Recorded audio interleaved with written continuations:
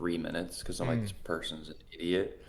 Got all the way to social, routing, banking, and then she like pretended that she didn't know her. You know what I mean? That whole thing. With Mhm. this guy, it sounded like he had been through that process a bunch, but he's one of those like, let me see it. I want to look at it. One of those kind of people. I handle the call really well.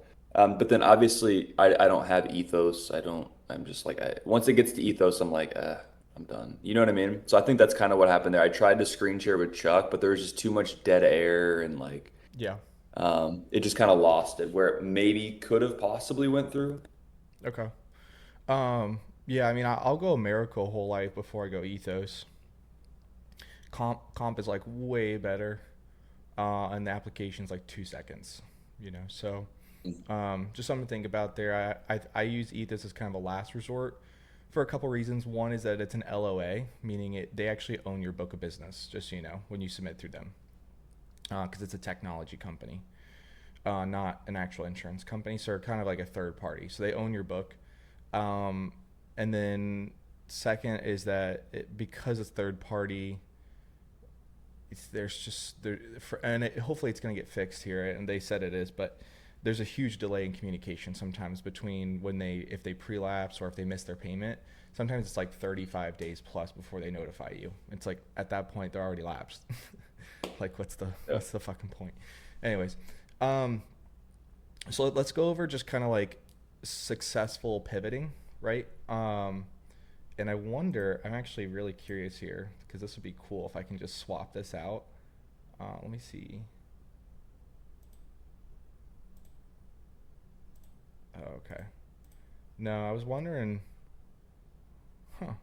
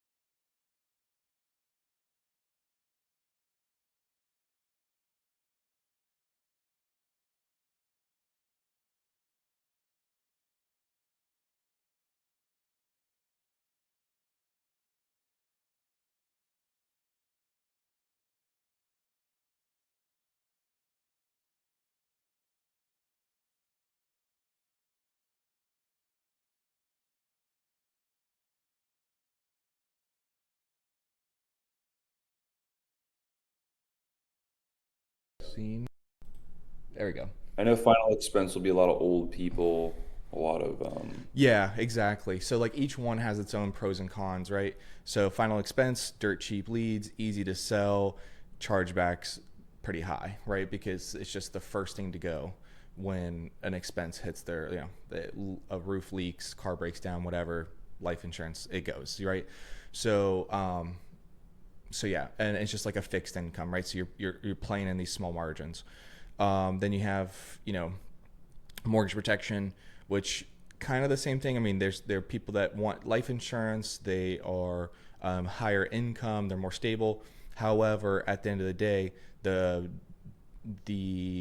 TP, or the annualized premium, or should say, right? Like the policy you're selling is just so much lower, so much smaller. And so that's where it comes, like, you kind of have to just like think to yourself, like, like, what's my goal, right? If my goal is just to be a producer and only be a producer, then I should get good, I would say, at mortgage protection, because it has the highest persistency. And if you really figure out how to have high persistency, sell a lot of it, then the only real like caveat to that is how many more leads and qualified appointments can you get, right? So if you only want to be a producer, then like that's a good option in my opinion. However, me personally, I'm trying to build, right? So if you're trying to build a team, as you can imagine, throwing up those crazy numbers, like a $12,000 policy doesn't happen in mortgage protection, if that makes sense. No one throws $1,000 a month into their term policy. right. Yeah. So for me, I kind of like showing the big numbers. I like kind of pushing the big numbers, if that makes sense. But anyways, so back to this, like, let's just say we'll do IUL for now. And obviously we're going to eventually have a script for everything. We're going to have a process for everything. So for right now, if we're focusing on IULs, we have to build the death benefit. So where does that come in, right? Well, the first thing is bit of both. Okay. So if you're telling me that you just keep getting people that say cash value, cash value, cash value, cash value, what that tells me is that you're probably not doing a bit of both properly, right? Like you're probably not hitting it, because I would say 90% of my calls, they say a bit of both. Well, they definitely do. The script works for me perfectly, it Okay. feels like. So I do think I hit that. But I guess one of the problems, and obviously in the deals that I've sold, it wasn't, but in the ones that I haven't, it's been a problem, is that like people will already have whole life. So like this guy Mm. yesterday, he's like, I'm paying this much whole life, you know, his knowledge could have been limited because he said it was through his employer, and I'm like, that doesn't sound right. It's probably term, but he said it was whole. He was certain, Yeah, and then it's that's like the possible. IULs.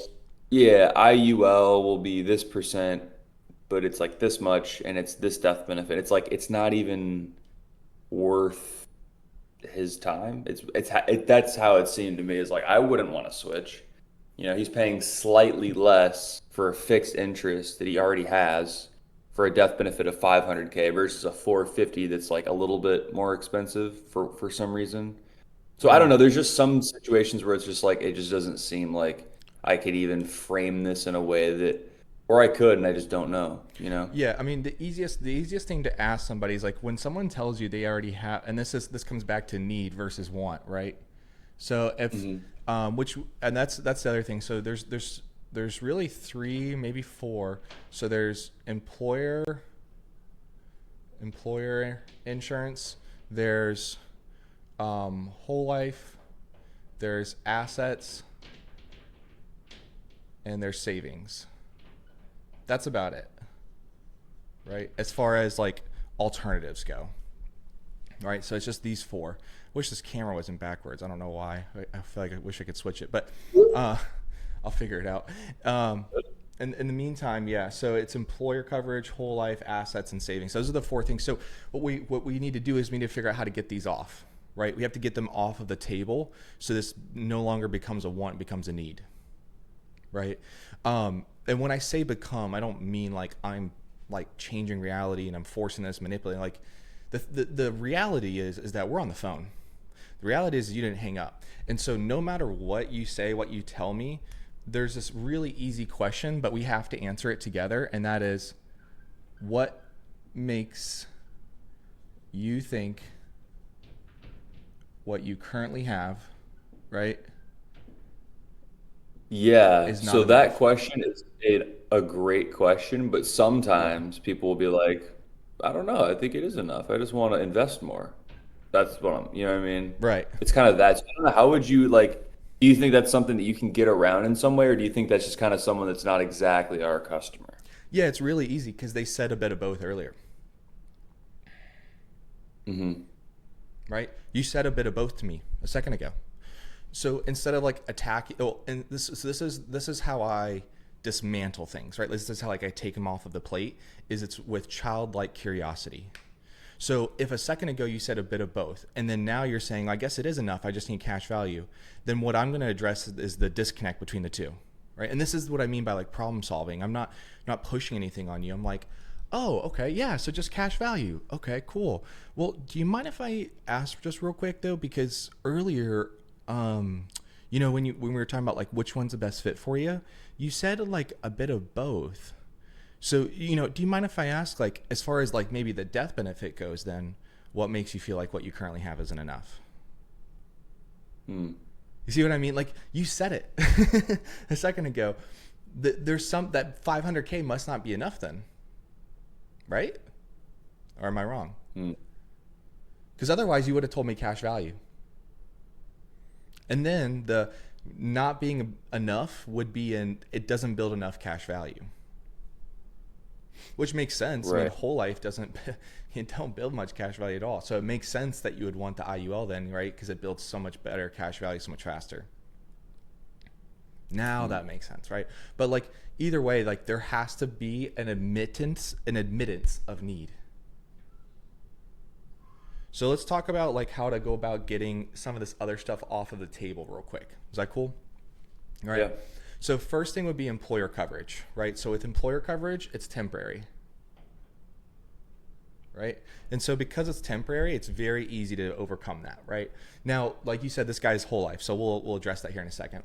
But 9 times out of 10, the employer coverage is term, right? Because it's Hmm. supposed for two reasons, and I'll explain it, right? I'll say same thing. We're like, oh, you got employer coverage, that's awesome, right? Same side of the table, right? Oh, you got employer coverage, that's awesome. Now, do you mind if I ask though?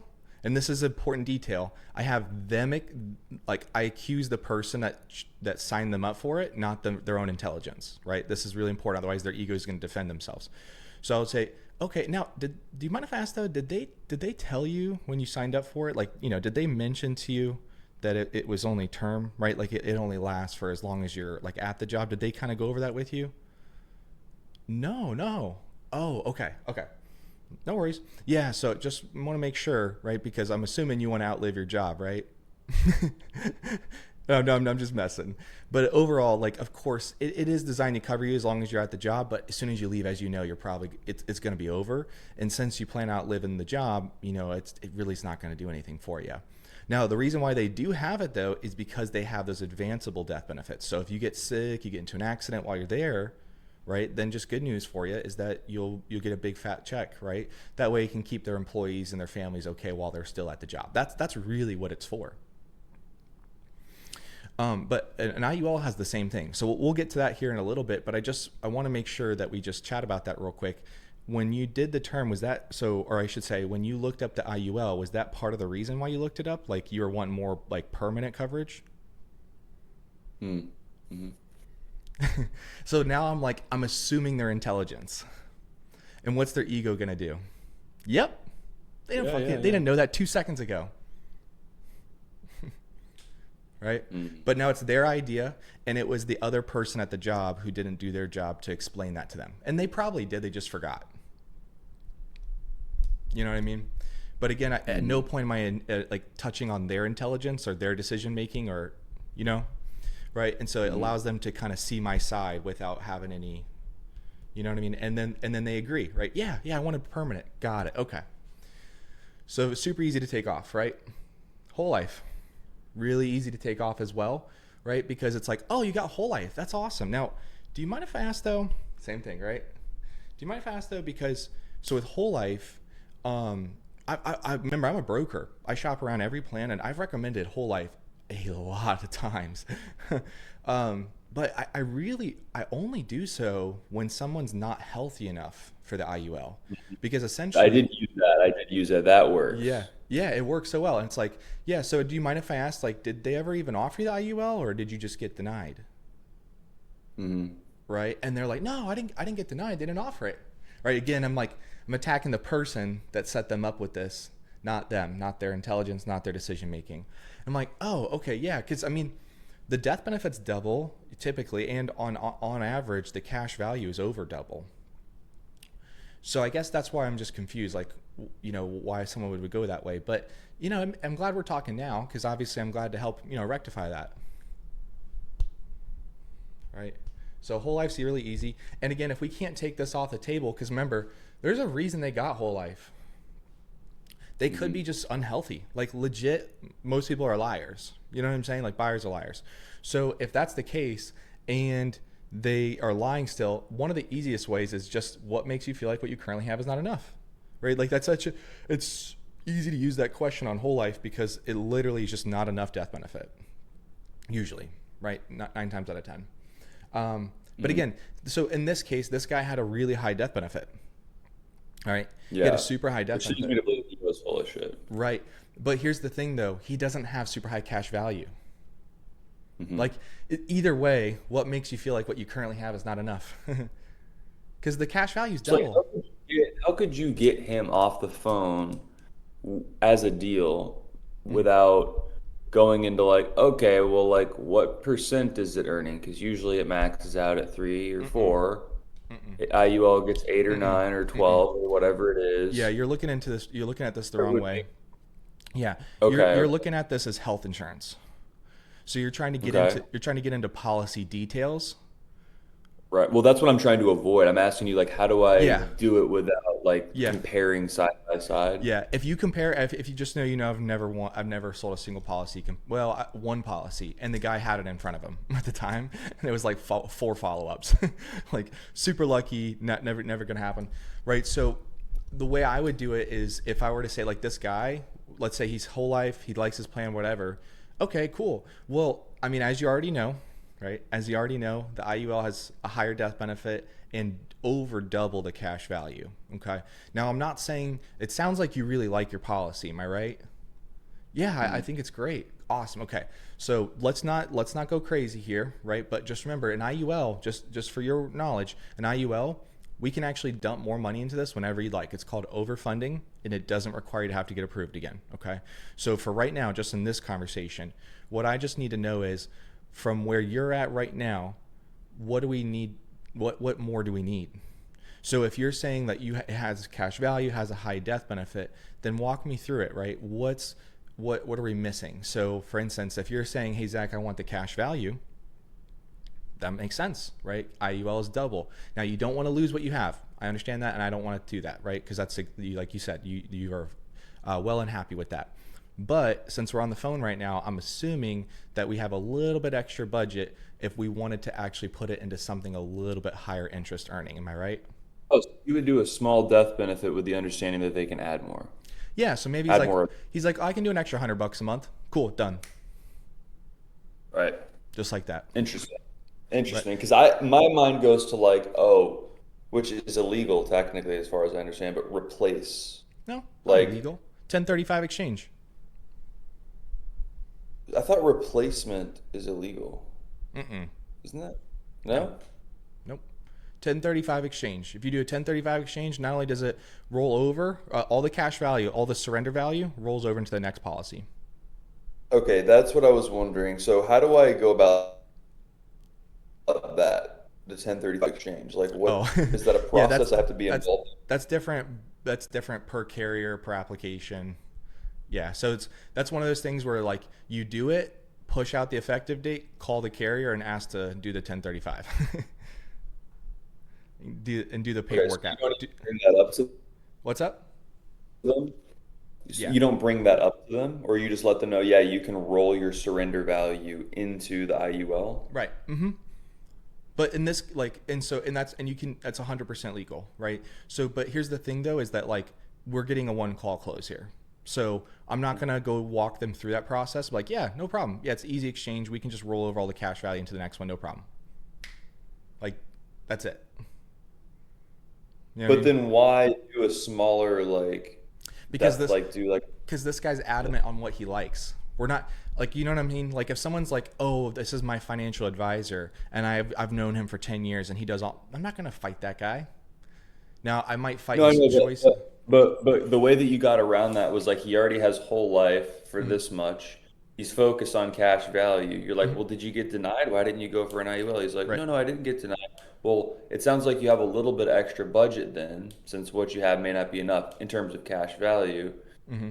Why, like, by taking out a policy that's smaller, Mm-hmm. like with a smaller death benefit, but then rolling the other one into that one, then you're getting less of a death benefit, which he still may want. You see what I'm saying? Mm-hmm. Yeah. He's getting 50K less and he's getting triple or double the cash value. Because that's what you told me Oh, you okay. wanted. Oh, okay. You were using that as an example. I see. Right, but remember, I'm not gonna. The $100 you mean just extra from what he was already paying. Yeah, Got it. if it. So I think a lot of agents, they try. So when somebody pushes, they're like, no, because I have this. They try to push back. They're like, well, no, because you're wrong because of this. In my head, I never do that. I'm like, if someone pushes, I pull, right? So whatever direction that you want to go, whatever direction that you want to take me in, that's the direction we're going to go. I'm just going to now lead you in that direction. So if you're saying Mhm. to me, you know, I want more cash value, that's the reason why we're on the call. Great. So what we're going to do is we're going to take the remainder budget that you had in your mind, because he has one. That's why he's on the phone with you. You know, like he's not on the phone with you to replace his policy. So we're not going to do that. We're not going to convince him of something that he doesn't want. Right? But what he does want is he wants more cash value. That's why he's on the phone. He just told you.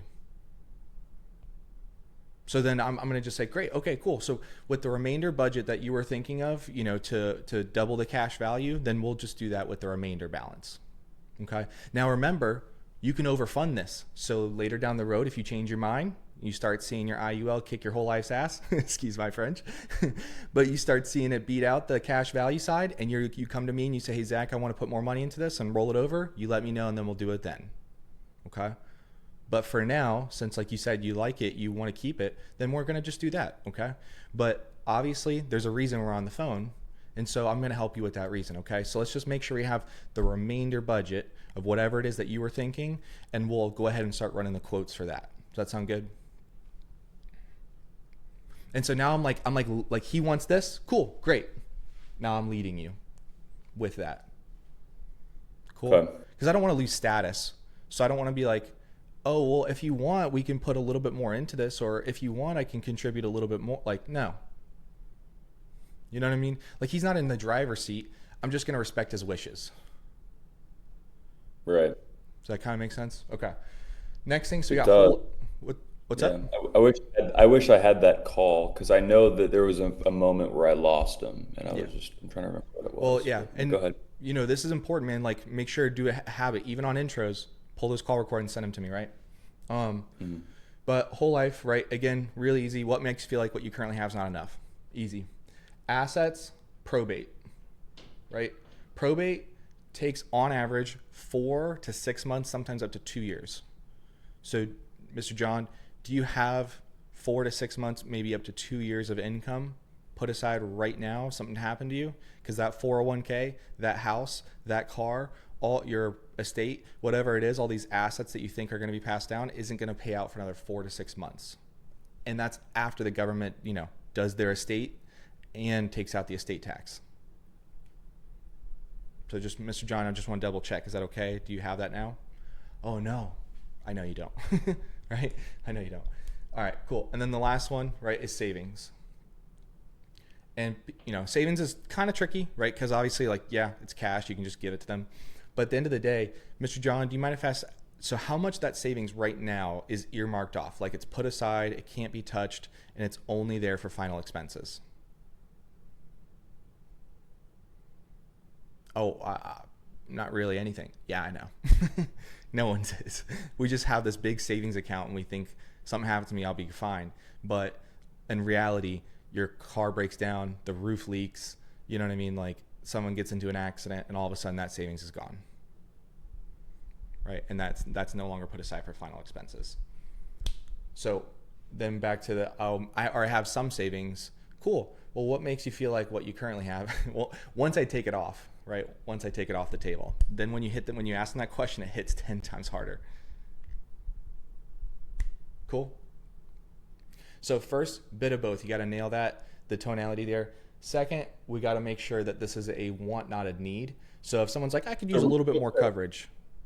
Real quick, before you go too much, so Yeah. for employer, whole life, assets and savings, those are just four like unique situations.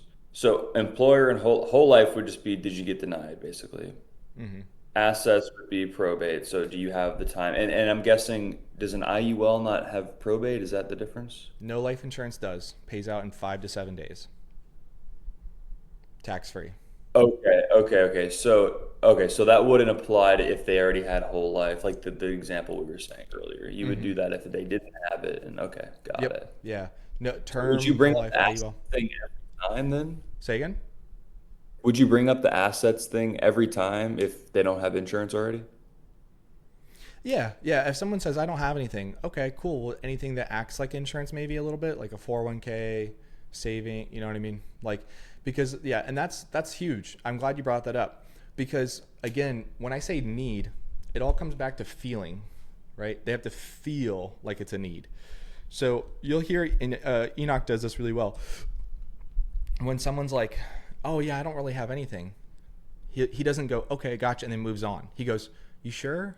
Not like, a checking account somewhere, or some money stashed in the mattress? Nothing at all." He's trying to like sound like he's on Really? their side of the table. Yeah, and now Yeah. they're like, "No, seriously, nothing." That's how you know. That's how you know. Like Right. that switched to a need, right? And it also is like I'm on the same side of the table as you. Okay. I know you got to run, so let's make this quick, right? So the next thing here is then when we get to UWL, okay, right? The UWL, universal whole life. A lot of times agents will put an IUL here, and then they'll put a UWL here. They'll say Hmm. IUL's here, UWL's here, and then they wonder why they didn't get the pivot. It's like it's not true though, because remember, and I'll nerd out for a second. An IUL is a guaranteed renewable term policy until age 120. That's actually what an IUL is. It's a renewable term that builds cash value, but because it's renewing, like literally every year it's a renewing policy, the cost of life insurance is going up because you're getting older. So every year, even though you're getting a ridiculous interest rate, every year the amount that's actually going towards the equity or the cash value is actually decreasing every year. Now, you don't really notice it because you're building compound interest, right? You're Hmm. building compound interest and like half of it's going to equity. So when you compare it to a whole life, it still shits on it. But here's the thing. If I got a whole life when I was younger, or if I got a whole life even in my like 30s, really, the cost of life insurance, however much it costs, is fixed at that point in time. So essentially, if 30% of my policy, right, is going to equity when it comes to whole life, let's just say 30%, right? And that changes health, age, all that stuff. But let's just say 30%, right? That 30% at the age of 30 is going to be the same 30% at the age 80. Does that make sense? The cost of life insurance, the cost of how much is going to actual equity and how much is going to life insurance, it's fixed because it's one policy. There's no renewal, right? There's no renewing it or anything like that, right? It just is what it is. So once I get into my 80s with an IUL, I mean, 10% of it is going to the cost of life insurance, or I'm sorry, 10% is going to equity because I'm 80 years old. And so it's just dropping and dropping and dropping and dropping. Now, remember, the equity itself is earning interest, so it makes up for that fact, right? Like the equity itself is earning 12% interest. So like you don't notice it, but it is, it's dropping. And so essentially I just keep in mind, like I want you to have this belief because it's true. A UWL, right? An IUL is, I'll just say this, an IUL is here, a UWL is here. Not IUL is here, UWL is here. Okay. Does that make sense? So first Yep. it just starts with like a belief, right? But then when we go to the pitch itself and we're like, So, and of course, it builds interest at about around a 5% fixed interest rate. So you don't have to worry about the stock market going up or down. And so I recommend these a ton for people, but just a little bit more as like a backup. Mm-hmm. Notice how I'm not like, yeah, but I recommend it as a backup. Right. Yeah, it's Right. just how I say it, how I present it, right? So that's the first thing, like Definitely. how I'm presenting it. Then when we get to, there's a tie down section, right? So before we get to right before we get to the application, it's like, now remember, if you do get denied, that's okay. We can always try another carrier or even do that UWL as a backup. Sound good? And if they're not like, yeah, then we missed it. Mm. Does that make sense? Because then when we Mm-hmm. get to the application, and hopefully we're reading the pivot script because we're in the application scripts. When we get to the pivot script, I'm like, and instead of just saying, oh, it looks like you got denied, and I'm like freaking out. I'm like, yeah, so it looks like they didn't give you the approval for the IUL like I mentioned. However, they will still give you that UWL like we talked about. Okay. And the good news, right? Like we got to sandwich it here. And the good news is because, of course, and the good news is that due to your health, whatever you want to say, it doesn't really matter. Due to you are still relatively healthy, they actually drop the premium for you as well, right? And that happens usually because at the end of the day, we're going from a 300K death benefit to a 40K death benefit, right? Right. So premium's going to drop. So then how do you bring that up? What? The drop of the death benefit, you Yep, know? great question. So first off, it says that in the pivot script though, so just read it, right? It's in there, but it just says essentially. So it looks like they are going to drop the premium for you. Obviously, the death benefit does drop as well because remember, it's a little bit easier to qualify for the UWL. But the good news is that again, it's going to build that interest rate at that fixed percent, so you don't have to worry about the stock market going up and down. You still have permanent coverage for your family, right? So that way you can make sure that everybody's taken care of for your final expenses. And then lastly, we're actually going to be able to cover now at least 3 to 6 months of your income, right? So because remember, we already got their income earlier, right? If they make 80K a year, what's 40K? Like instead of saying a 40K death benefit, that means absolutely nothing to them, right? Let's connect the dots for them. If you make 80K a year, then what is 40K to you? Right, but you aren't specifying like, hey, it's 40K. You can say that. I if they ask, right? But I'll say it too. It's not like I'm hiding it from them, right? I'll be like, yeah, it's 40K, but remember that 40K is going to cover the final expenses we talked about, right? Which is the 10,000 of final expenses, and right, it's also going to cover at least another 30K, which essentially, if you're making 80K a year, is another 3 to 4 months of income for your family, for Johnny and Susie.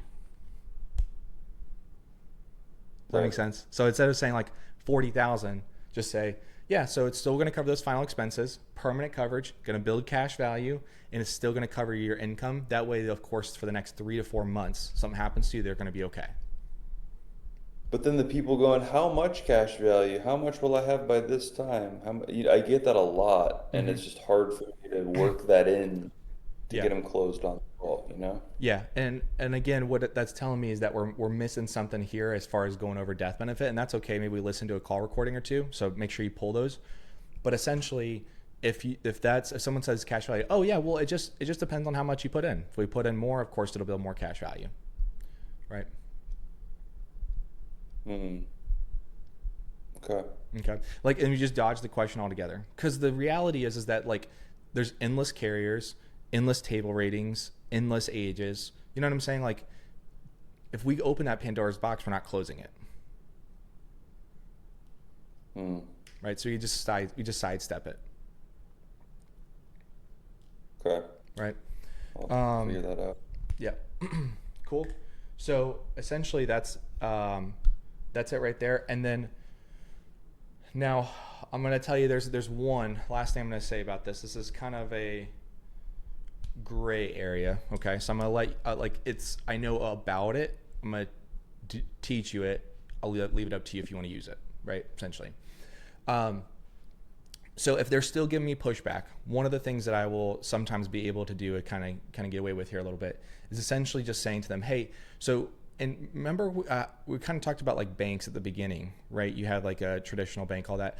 Do you mind if I ask, have they ever like kind of talked to you about like, how if you save more money with them, or if you have a better credit score, or maybe you spend a certain amount of money every month, that you can kind of build a relationship with them, and essentially they'll give you better credit cards or interest rates in your accounts. Have you ever had that happen to you? Yeah, yeah. Okay, cool. So life insurance companies are very similar in that sense. Okay. And that what I mean by that is, remember, we talked about the underwriting earlier, and that they're looking at the last 5 to 7 years, remember, of your medication history. Now I know of course you thought you were healthy enough to qualify. Looks like they found it, right? That was a while ago, and that's okay. But like you said, you're worrying about your focus on your health journey, right? You're focused on getting better and not needing the medication as much, or since you've been off of it for a while, all that makes sense. So essentially, what these insurance companies will allow you to do is they'll let you do the UWL with them, okay? But you have to have it for at least 12 months. And once you have that for 12 months and you build that relationship with them, every single year they will allow you to reapply for their IUL. And once that, of course, that medication history falls off, then what we would do is just all of a sudden we just upgrade you. You have a higher death benefit. We roll over all the cash value that you earned right on your whole life, the UWL. We roll all that over into the IUL, and so you don't miss a beat. Okay. So essentially, what we'll By do then, is, what's up? books. What's up? By then, they're off your books. Say again. By then, they're off your books. So it's like the 12 months is get some kind of off your And plate. it's true because then they'll actually have some surrender value to roll over, Hmm. right? And so because they have surrender value, because every year the medication history falls off, none of what I said is not true. At the end of the day, carriers really don't care much about a relationship with a client very much, but essentially that's kind of the idea. So it's like, so just so you know, if we really do want the IUL, then we're going to have to get our foot in the door with the UWL. And then in 12 months from now, I'll reach back out to you.